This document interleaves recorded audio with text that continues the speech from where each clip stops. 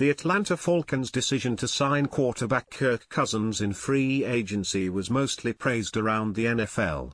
After all, the team has been on the brink of a playoff berth for 3 years, and poor play at the quarterback position is the main thing that kept Atlanta from breaking through. Cousins, 35, was brought in to finally get the Falcons over the hump after spending the past 6 seasons in Minnesota. The Vikings attempted to re-sign Cousins, but Atlanta offered more guaranteed money and better long-term job security. However, it turns out that the job security part may have been a mirage. The Falcons surprised Cousins along with the rest of the NFL when they drafted Washington quarterback Michael Penix with the number 8 pick. The story gets even more interesting after a report from Sports Illustrated's Albert Breer came out on Monday.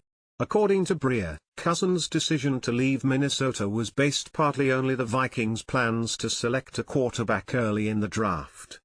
Here's why: a reason he decided to leave Minnesota is because the Vikings were very upfront with the 35-year-old about the possibility that, even in the case he stayed, they'd take a quarterback of the future high in the draft.